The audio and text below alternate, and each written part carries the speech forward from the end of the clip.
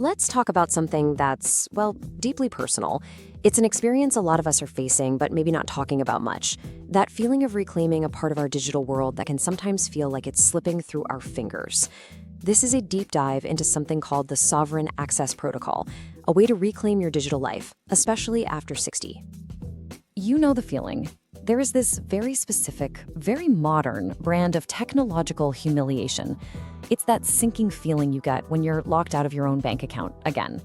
It's not just annoying, it can feel like you're failing somehow. But what if I told you it's not you?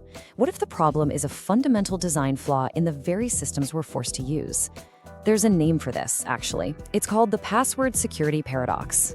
So here's our roadmap to get from that frustration to a feeling of real control. First, we'll unpack that password security paradox. Then, we're going to uncover a hidden strength your brain has. From there, we'll shift your whole mindset, from being a memorizer to being an architect. Then, we'll get practical and build the Sovereign Access Protocol. And finally, we'll talk about what it really means to lead your digital life with total confidence. Okay, let's dive right in. Section 1, the password security paradox. This is all about that strange feeling of why stronger security can actually end up feeling so much weaker. This right here gives a name to that frustrating cycle. The paradox is really simple when you think about it. The more complex and random we're told our passwords have to be, with the capital letters, the numbers, the weird symbols, the more likely we are to do things that are, well, not secure at all. We end up using that one complicated password everywhere, or we jot it down on a sticky note. So the very system trying to protect us is actually pushing us toward failure. And this is absolutely crucial to understand. The problem isn't your memory. Let me just say that again, because it's so important. The issue is not your memory. It's what we call a short-term retrieval mismatch. See, modern security asks our brains to act like little computers, to store and recall these long strings of totally random information.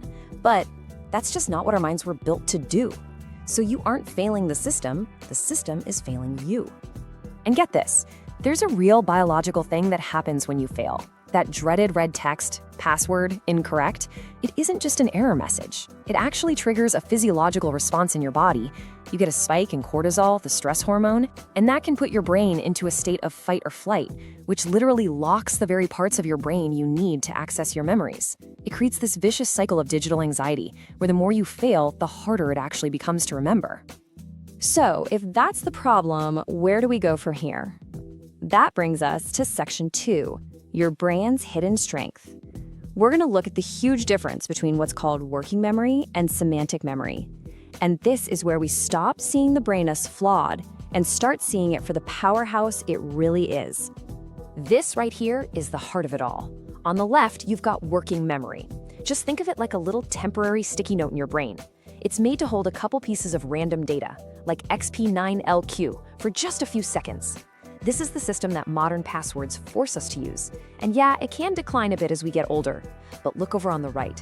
That is your superpower. That's semantic memory. It's not a sticky note, it's a huge, amazing library of your entire life. It holds stories, patterns, and meaning. The name of your first dog, the smell of your grandmother's kitchen. This part of your memory stays strong, and it can actually get even richer over time. The problem is, the digital world keeps asking your little sticky note to do a job that your giant library was built for. So, if you boil it all down, this is the conflict. We are forcing a pattern-based mind, a mind that is just beautifully designed for stories and connections, to operate in a completely randomized world of digital security. It's like trying to jam a square peg into a round hole, day after day.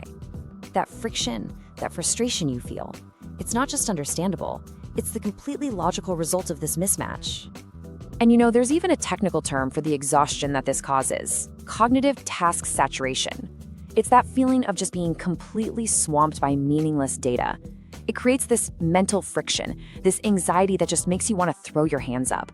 It's not a sign you're bad with technology, it's a distress signal from your brain saying it's being asked to do something it was never designed for. Which leads us to the big, hopeful question. If we know our brains are built for meaning, for stories, and for patterns, well, how do we build a digital security system that actually honors that? How do we stop fighting against our own biology and finally start working with it? The answer, it turns out, starts with a pretty profound shift in how you see yourself. In this next section, we're going to talk about becoming an architect, not just a memorizer. It's a shift to what we call systemic sovereignty. This is probably the single most important idea we're going to talk about. You have to stop trying to remember passwords.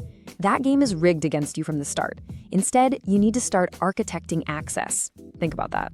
You are no longer a passive person trying to recall random junk.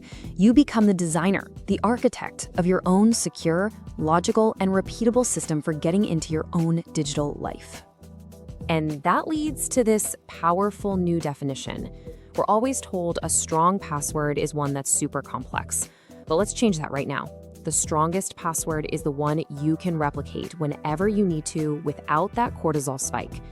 True strength isn't about random complexity. It's about calm, confident, reliable access. It's about your sovereignty. So, how do we actually build this thing? Well, that brings us to the practical part. Section 4, the Sovereign Access Protocol. And I want you to think of this not as a bunch of tips, but as your very own identity defense system. Now, the protocol has 5 main parts: the passphrase standard, the master logic stem, the password manager buffer, the physical-digital hybrid, and biometric leads. Don't worry about trying to memorize this list. Just think of them as the building blocks we're going to use to build your personal, impenetrable fortress. We'll go through the most important ones right now.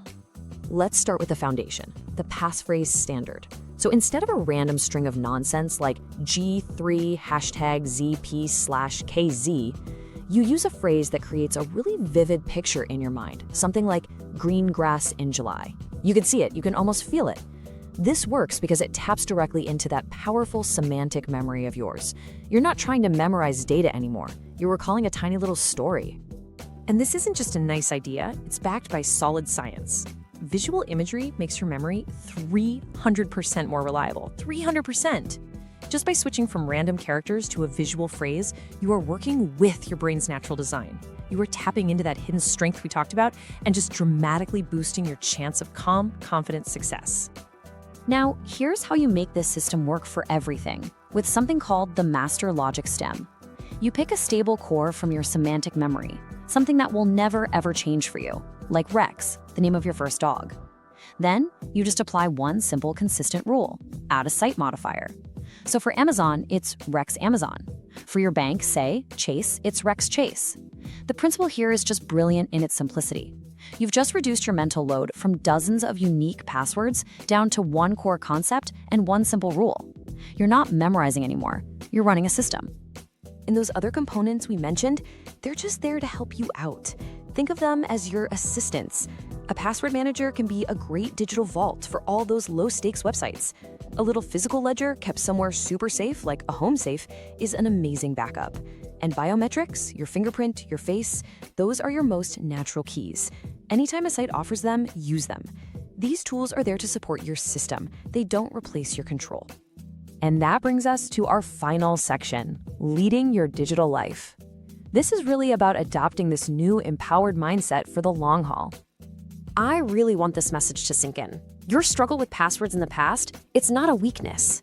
It is not a sign that you're losing it or that you're bad with technology. It is a sign of a brain built for meaning. Your brain's powerful desire for patterns and stories and connections, that's a feature, not a bug. It's a sign of a sophisticated, wise mind. Let's just say it one more time, because this is the thought that can really set you free. If the system is hard to remember, the system is broken, not you. You are the manager of your own life and your own data. You have every right, and now you have the tools to build a system that works for you. So let's make this real. Here is your 24-hour challenge.